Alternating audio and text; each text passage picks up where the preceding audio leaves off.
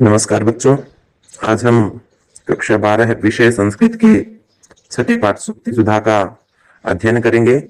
6 श्लोक इस पाठ के हम पहले पढ़ चुके हैं। आज 7वें श्लोक से अध्ययन प्रारंभ करेंगे। तो आइए देखते हैं। 7वां श्लोक है, स्वायत्तमेकांत गुणम विधत्रा विनिर्मितम छादनम अज्यतायाः विशेषतः सर्वविदाम समाजे विभूषणम मौनम अपंडितानाम। यहाँ पहली पंक्ति में जो विधात्रा शब्द है वह विधात्री शब्द की तृतीया का एक वचन अर्थात विधाता के द्वारा, परमात्मा के द्वारा। विनिर्मितम का अर्थ बनाया गया है, परमात्मा के द्वारा बनाया गया है या परमात्मा ने बनाया है।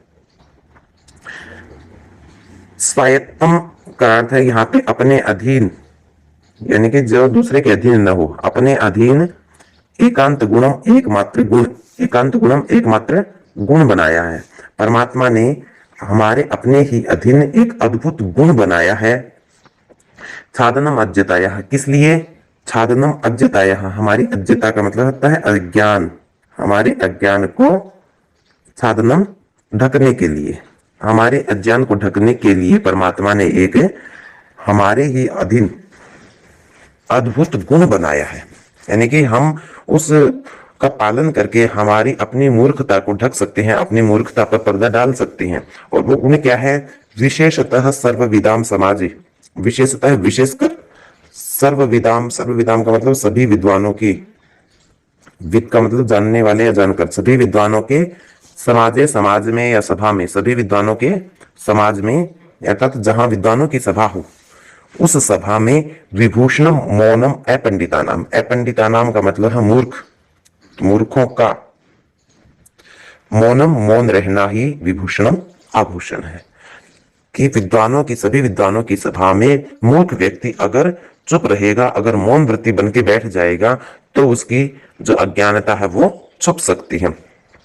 अर्थात विद्वानों की सभा में कुतर्क न करें तो ही किसी अज्ञानी की अज्ञानता छुप सकती है। तो यहाँ परमात्मा ने मूर्खों के लिए, विद्वानों के लिए जो गुण बनाया है उसके बारे में बताया है कि विधात्रा परमात्मा ने स्वायत्तम एकांत गुणम, अपने अधीन और एक मात्र अद्भुत गुण बनाया है। छादनम अज्ञतायाः, मूर्खता को ढकने के लिए, अज्ञान को ढकने के लिए।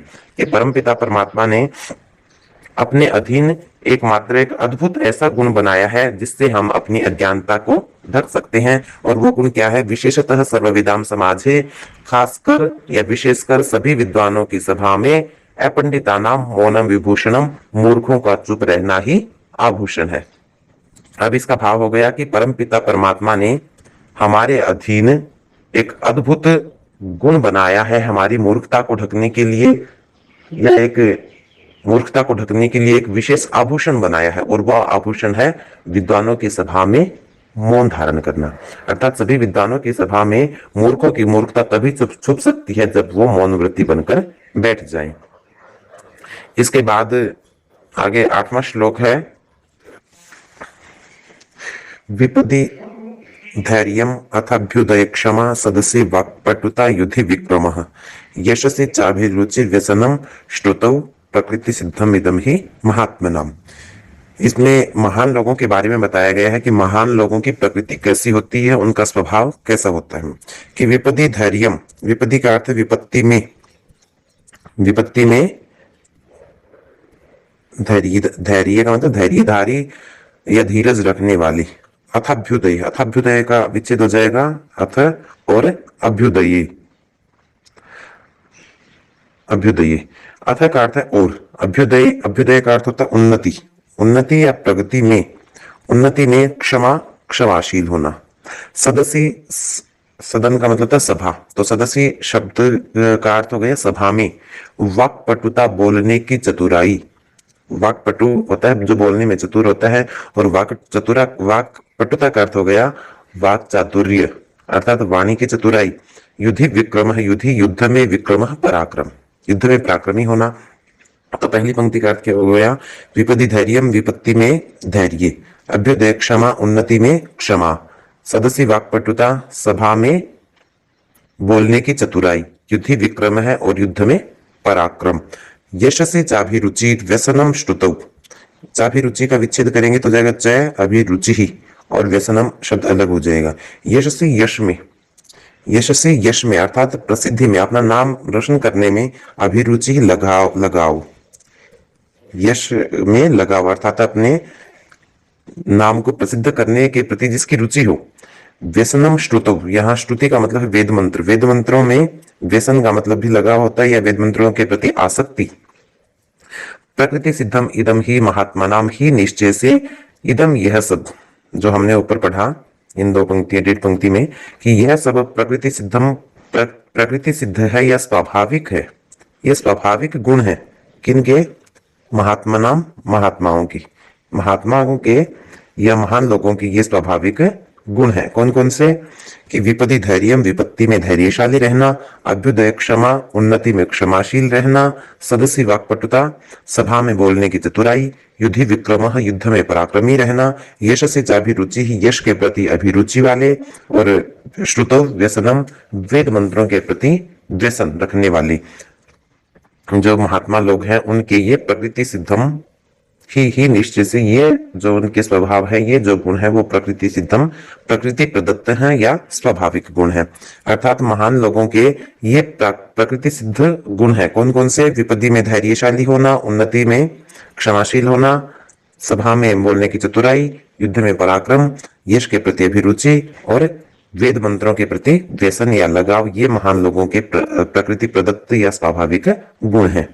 आगे 9वां श्लोक है, पापान निवारयति योजयति हिताय, गुह्यम निगूहति गुणान प्रकटीकरोति, आपदगतम च न जहाति ददाति काले, सन्मित्र लक्षणमिदं प्रवदन्ति संतः। पापान निवारयति का विच्छेद हो जाएगा पापात और निवारयति। पापात में पंचमी विभक्ति है, से अलग होना, तो पापात का अर्थ हो गया पाप से, निवारयति का मतलब निवृत्त करता है अर्थात पाप से दूर करता है, पाप से निवारण करता है, निवारण करने का मतलब था हटाना, तो पाप से हटाता है।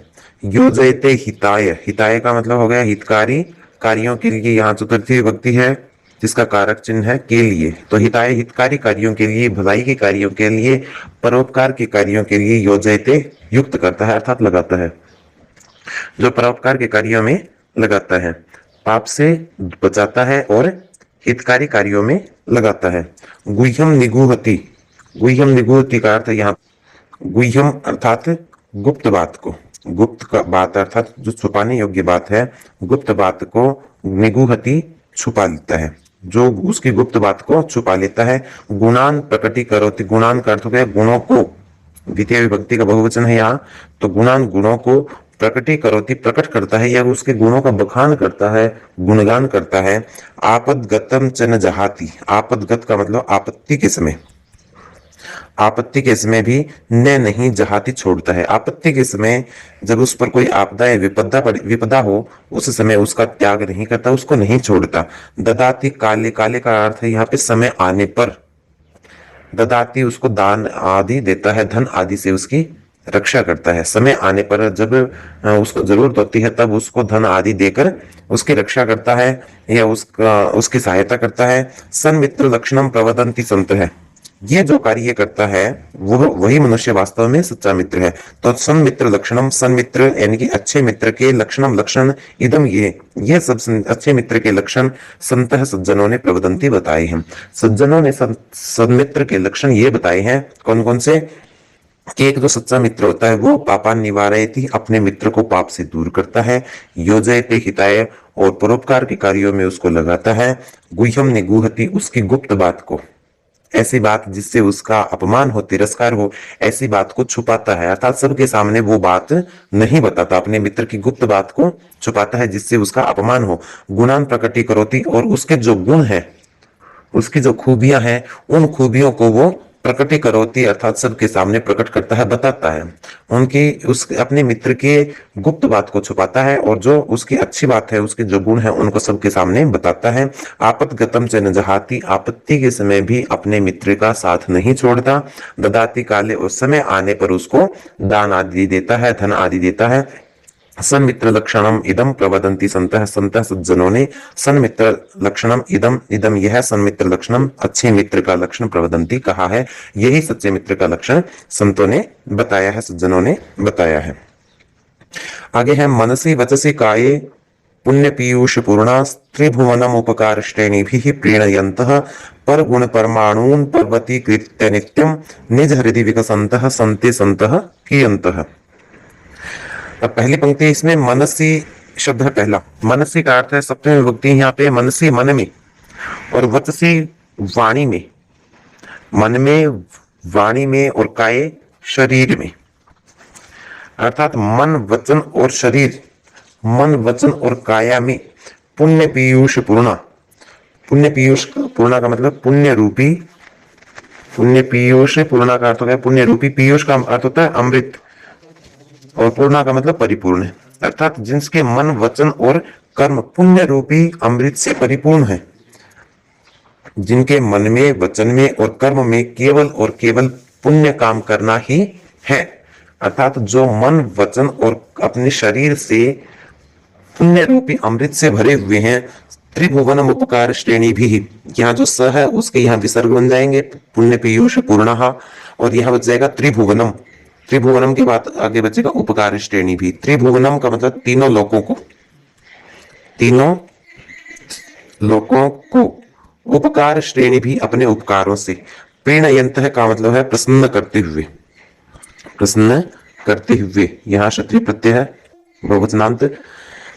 तो मनसी वचसी काये पहली पंक्ति का अर्थ हो गया मन वचन और शरीर में पुण्य पीयूष पूर्णा, पुण्य से पुण्य रूपी अमृत से परिपूर्ण, अर्थात जिनके मन वचन और शरीर पुण्य रूपी अमृत से भरे हुए हैं, और जो त्रिभुवनम उपकार श्रेणी भी प्रीणयंत है, और जो तीनों लोगों को अपने उपकार से प्रीणयंत प्रसन्न करते हैं।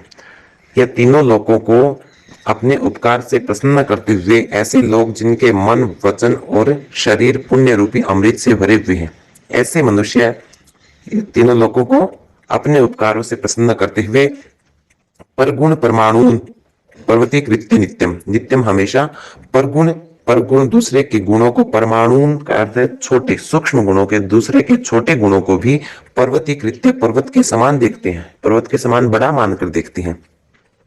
नित्यम हमेशा परगुण परमाणु दूसरे के परमाणु के समान अर्थात छोटे गुणों को भी जो पर्वती कृत्य पर्वत के समान मानकर या पर्वत के समान करके देखते हैं।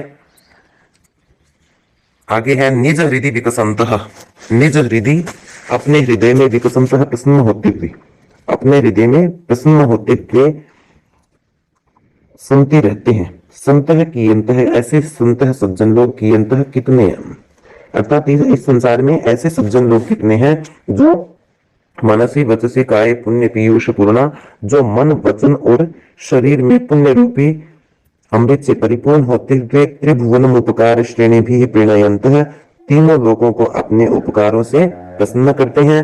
पर गुण परमाणु पर्वती कृत्य नित्यम, और दूसरे के छोटे छोटे गुणों को भी वो जो बड़ा मानते हैं। निज हृदय विकसंतः संते, और अपने हृदय में प्रसन्न होते हुए रहते हैं। संतः कियंत है, बताइए कि ऐसे लोग इस संसार में कितने हैं, ऐसे सज्जन लोग इस संसार में कितने हैं। अब फिर इसका भाव देखेंगे एक बार कि मन वचन और शरीर जिनके पुण्य रूपी अमृत से भरे हुए हैं, जो तीनों लोगों को अपने उपकारों से प्रसन्न करने वाले हैं, और दूसरे के गुणों को, छोटे छोटे गुणों को भी जो पर्वत के समान बड़ा मानते हैं, ऐसे निज हृदय विकसंता अपने हृदय में प्रसन्न होते हुए लोग या अपने हृदय में प्रसन्न होने वाले लोग कितने हैं, ऐसे लोग कितने हैं जो प्रसन्न होते हैं कब, दूसरे के छोटे गुणों को बड़ा मानकर तीनों लोगों का अपने उपकारों से प्रसन्न, तीनों लोगों को अपने उपकारों से प्रसन्न करके, और मन वचन और शरीर जिनके पुण्य रूपी अमृत से भरे हुए हैं, ऐसे सज्जन लोग इस संसार में कितने हैं। आगे 11वां श्लोक है महाकवि भर्तृहरि का प्रसिद्ध श्लोक है ये।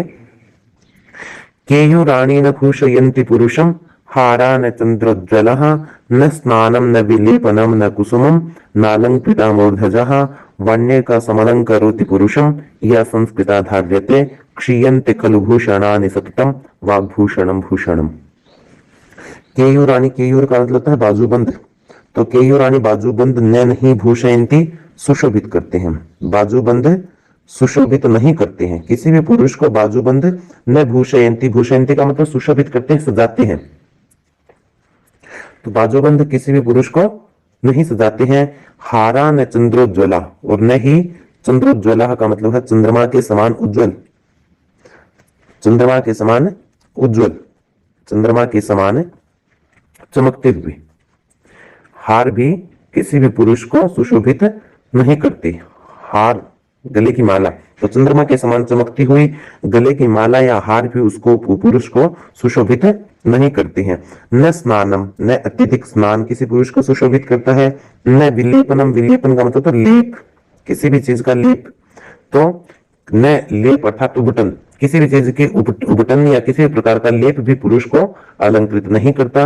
न कुसुमम, न फूल किसी मनुष्य की शोभा को बढ़ाते हैं। नालंकृता मूर्धजा, और न ही अलंकृता सजे हुए मूर्धजा बाल। मूर्धजा का अर्थ है, मूर्धा का मतलब होता है सिर, सिर, और जा का मतलब जन्म लेने वाले, सिर पर जन्म लेने वाले अर्थात बाल।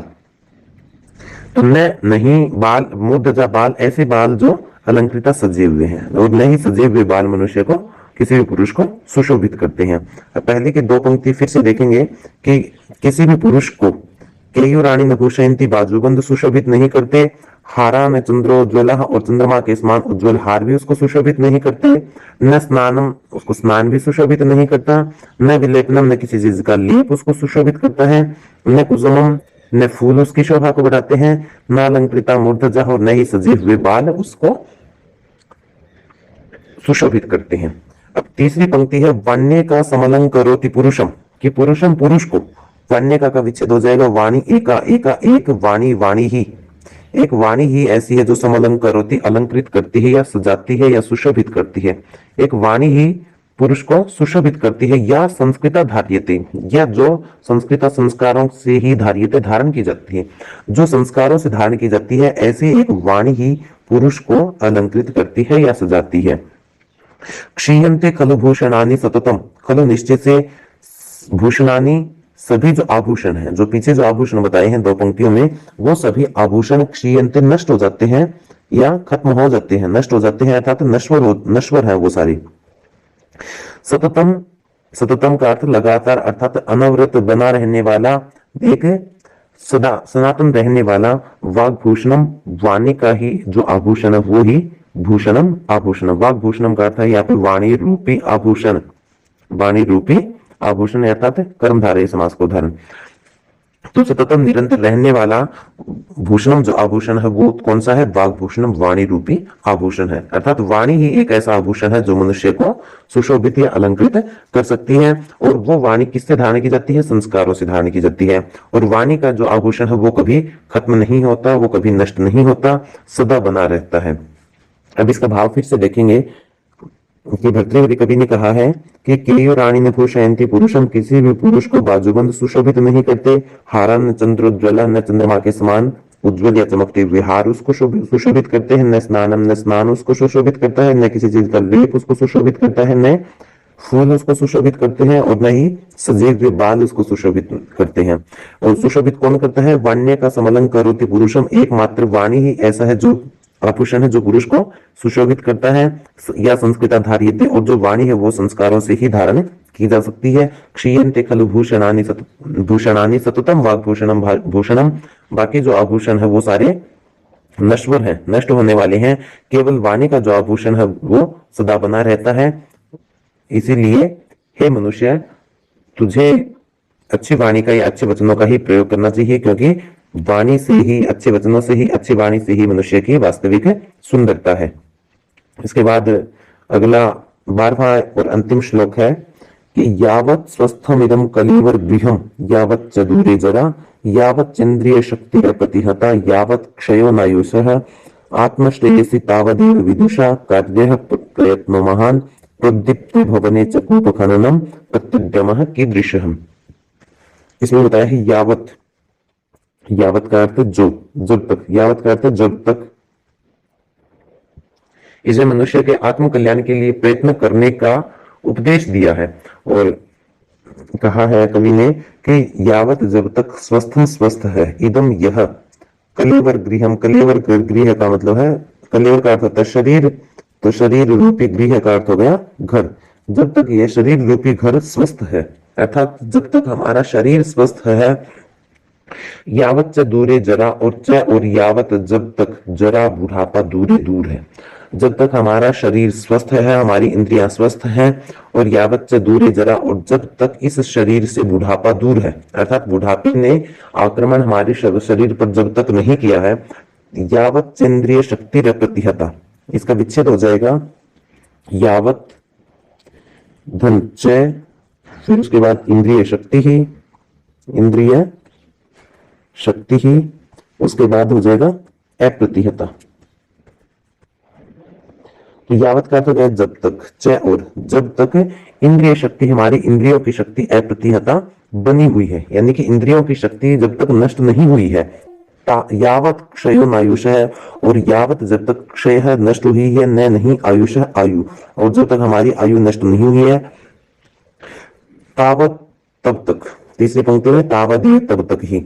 पहले फिर से दो पंक्तियों का अर्थ देखेंगे कि यावत स्वस्थम इदम कलेवर गृहम, जब तक यह कलेवर, यह शरीर स्वस्थ है, यावत से दूर जरा, और बुढ़ापा इससे भी दूर है, यावत से इंद्रिय शक्ति प्रतिहता, और जब तक इंद्रियों की शक्ति क्षीण नहीं हुई है, नष्ट नहीं हुई है, इंद्रियों की शक्ति जब तक बनी हुई है, यावत क्षय नायुष है, और जब तक आयु नष्ट नहीं हुई है, तावदेव तब तक ही विदुषा विद्वान को कार्य है प्रयत्नो महान प्रयत्न है, प्रयत्न कार्य है करना चाहिए, तब तक विद्वान को महान प्रयत्न करना चाहिए। विदुषा तृतीय विभक्ति का अर्थ है, तृतीय विभक्ति का शब्द है, एक वचन है, तो विदुषा का अर्थ होगा विद्वान को, तावदेव तब तक विदुषा विद्वान को कार्य करना चाहिए, महान प्रयत्न करना चाहिए, महान कोशिश करनी चाहिए, किस लिए? आत्मश्रेयसी, आत्म कल्याण के लिए। तब तक मनुष्य को आत्म कल्याण के लिए प्रयत्न करना चाहिए। अर्थात कहने का तात्पर्य है कि जब तक हमारा शरीर साथ दे रहा है, जब तक हमारी इंद्रियां निर्बाध गति से काम कर रही हैं, और जब तक बुढ़ापा हमें नहीं पकड़ सका है, अपने आगोश में नहीं ले सका है, तब तक किसी भी विद्वान मनुष्य को अपने कल्याण के लिए प्रयत्न करना चाहिए। क्योंकि प्रोद्दीप्ते भवने च, क्योंकि प्रोद्दीप्त का मतलब आग लगने पर, भवने भवन में, क्योंकि आग लगने पर भवन में, क्योंकि भवन में आग लगने पर कूप खननम, कुआं खोदना प्रत्युद्यम है, कुएं खोदने का जो उद्यम है, परिश्रम है, वो कीदृश है, किस काम का? भवन में आग लगने पर कुआं खोदना, जो कुआं खोदने का जो परिश्रम है, वो किस काम का? अर्थात भवन में आग, घर में जब आग लग जाए, उसके बाद कुआं खोदने का जो परिश्रम हम करते हैं, वो निरर्थक जाता है, अर्थात उसका कोई भी उद्देश्य नहीं होता। अब इस श्लोक का एक बार फिर से भाव देखेंगे कि यावत स्वस्थम इदम कलेवर गृहम, जब तक यह शरीर स्वस्थ है, यावत च दूरे जरा, और जब तक बुढ़ापा इससे दूर है, यावत च इंद्रिय शक्ति प्रतिहता, और जब तक इंद्रियों की शक्ति बनी हुई है, यावत क्षयो नायुष है, और जब तक आयु क्षीण नहीं हुई है, तावदेव तब तक ही विदुषा विद्वान को आत्मश्रेयसी कार्य प्रयत्न, महान अपने कल्याण के लिए महान प्रयत्न करना चाहिए। क्योंकि प्रोद्दीप्ते भवने च कूप खननम प्रत्युद्यम की दृश्य है, क्योंकि भवन में आग लगने पर कुएं खोदने का परिश्रम जो वो निरर्थक होता है, अर्थात घर में आग लगने पर कुआं खोदना किस काम का। और इसी के साथ हमारा सुक्ति सुधा नामक छठा पाठ भी पूर्ण हुआ। और मेरा आपसे प्रतिदिन की तरह अनुरोध है कि इस वीडियो को देखकर आप दोबारा इस पाठ को समझ सकते हैं, जान सकते हैं, और नीचे शब्दार्थ दिए हैं, उन शब्दार्थों को देखकर भी आप अपनी शंकाओं का निवारण कर सकते हैं। और इसी के साथ आप सभी का धन्यवाद।